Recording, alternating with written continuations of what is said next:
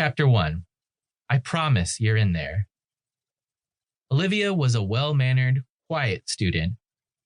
She was a talented choir singer, but that wasn't considered very cool. Her two best friends sang in the choir too, but Olivia shined. Although her friends encouraged her, Olivia found herself torn between doing something she was passionate about and wanting to be more popular. On Monday morning at the start of the school year, when getting off the bus, Olivia saw a group of girls on the other end of the parking lot. She knew these girls as the most notorious in the school, the ones everyone else wanted to be like. In the past, Olivia had always been too shy to approach them, despite craving their approval. She knew, or thought, they were too far out of her league. She spied from a distance. The four girls appeared to be picking on one of her friends, Jenna, calling her names and making fun of her, for singing in the choir probably. Walking closer now, Olivia knew she should do something, but didn't know what. Her heart began to race as the others noticed her, and slowly she became frozen in fear. Of course, Olivia didn't want to see her friend getting picked on. They grew up together. Their parents were friends, and she had known Jenna almost her whole life. But now, for some reason, Olivia was unable to say or do anything. She didn't want the popular girls to think she was weird or different. So when one of the girls yelled, "Liv, you're not friends with Jenna anymore, right?" Olivia told herself it would be easier to join in on the bullying instead of standing up for her friend.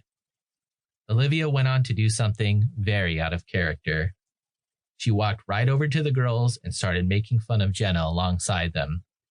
She laughed at all of their jokes and agreed with everything they said. "I don't sing anymore, actually," she lied.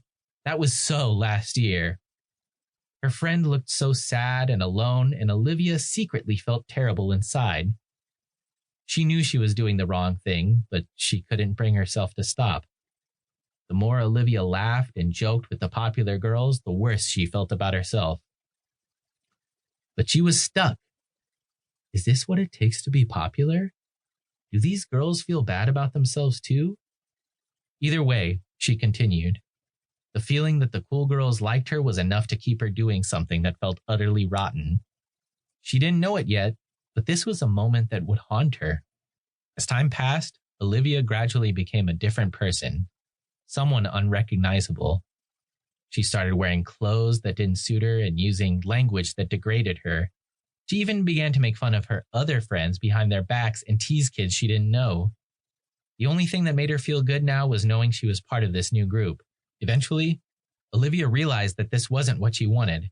Being around those girls turned her into someone she didn't recognize, someone she didn't like. She missed being herself and hanging out with her old friends, but it was too late to go back to them. They wanted nothing to do with her. And over the next couple of years, as Olivia outgrew the immaturity of the popular girls, she found herself in a place of complete emptiness and regret.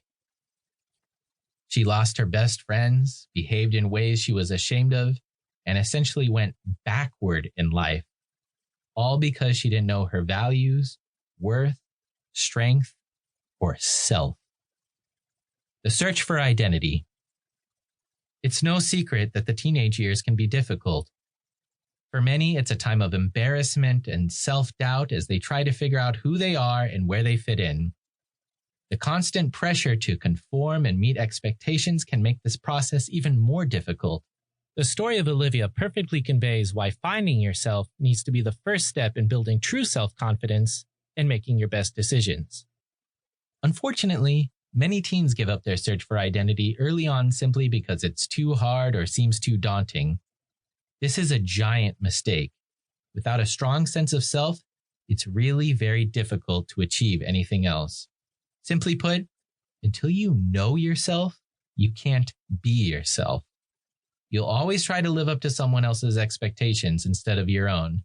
And that's just a recipe for unhappiness and frustration. Think about it. How can you be content when you're always worried about what other people think of you? How can you be your best self when constantly trying to be someone else? When you know who you are and what you stand for, you can start to make decisions based on what's best for you. You can be authentic and genuine instead of pretending to be someone you're not. To keep listening to this audiobook, I've left you a link in the description so you can do it at no cost thanks to Audible's 30-day free trial.